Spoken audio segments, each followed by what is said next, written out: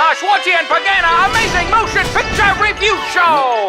Hey, I'm Schwartzy. And I'm Pagana. And I'm sorry to say that we're here to review Melissa McCarthy's new picture, The Boss. Yeah, I'm sorry too, because in order to review it, we had to watch it, which I gotta say, we were certainly not looking forward to. That's true. When we first saw this trailer, we were under the impression this movie was going to be an awful, unfunny, poorly produced, rambling stinker that wouldn't be worth using a sound fill by New York Film Academy students, but I hate to admit it, we were wrong. Yes, we were. This picture is much worse than that. The plot here is not worth repeating, as it really makes no sense. But here goes anyway. It involves McCarthy's wealthy mogul character going to jail for some cliche reason and then emerging to start selling brownies with some Girl Scouters or something stupid like that. A big surprise to me was the appearance of Kristen Bell. Through the course of the picture, Bell and McCarthy become unlikely partners. That's true, because I really unlike them as partners. Kristen Bell is way too good for this material, and I'm sad her career has stooped so low that she has to suffer through such painfully unfunny tripe. But since she has stooped that low, we are encouraged to know that it's only a matter of time before she appears on our show. Now you think that us two, of all people, would at least have some sympathy for her character, because we know what it's like to have a selfish and downright rotten boss. Yeah, you said it, brother. Our boss is a cheap, stupid heel that acts like some Bowery boy bully,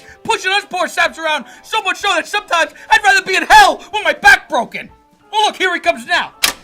Hey guys, how's it going? You guys need anything? Yeah, you can get lost, and stay that way. Nothing to drink? Yeah, and get us a couple cups of hot coffee. Yeah, and a couple hot dames. And make it quick and then beat it. And stay that way. Okay guys, you're doing great. Jeez, do you hear the way he talks to us? I know. Anybody with any sense would walk right out on him. What do you know about what anybody with any sense would do?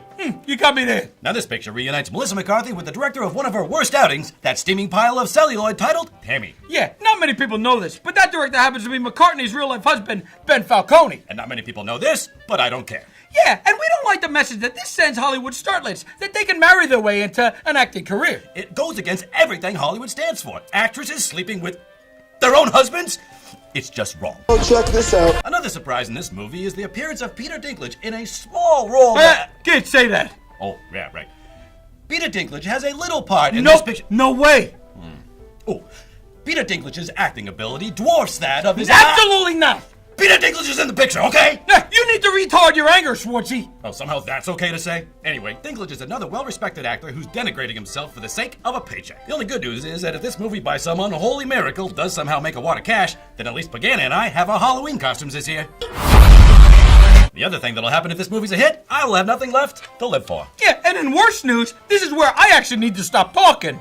Oh, maybe all hope isn't lost. You see, normally we share our reviewed pictures early by blackmailing studio executives, but this time I had to sign some non-disclosure contract forbidding me from giving away certain details about this picture. Luckily, I snuck in under his jacket, so I didn't sign nothing. Yeah, that's because he doesn't know how to spell his name. Irregardless, I'm free to talk about whatever I want. So from this point on, Schwartzy's going to give the rest of the review, and I am going to eat this bucket of fried chicken. No, you slob. You can still contribute. I can? Yeah, you just gotta be smart about it. Oh, so I can't.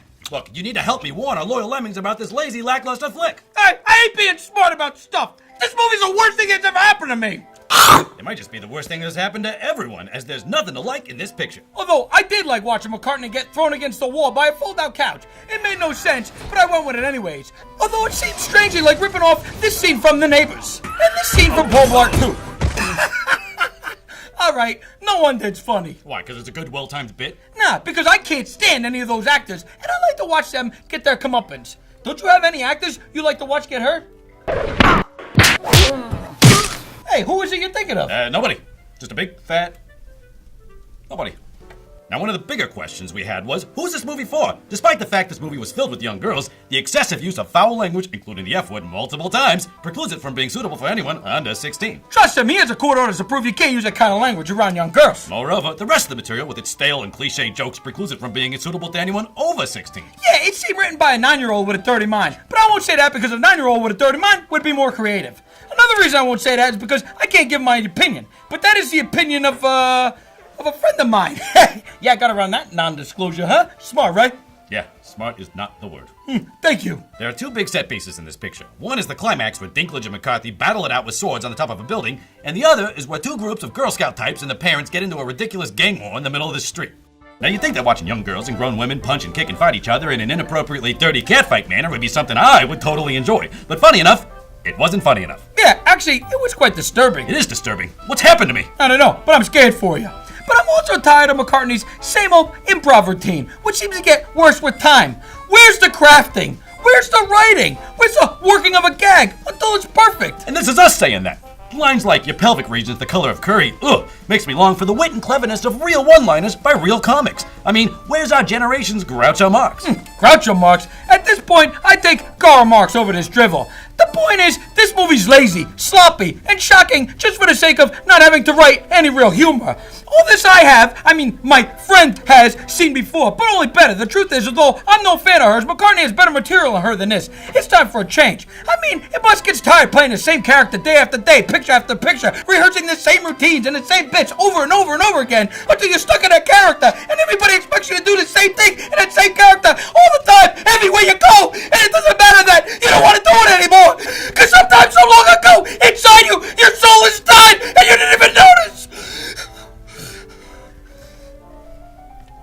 Hey, hand that to me when you're done, will you?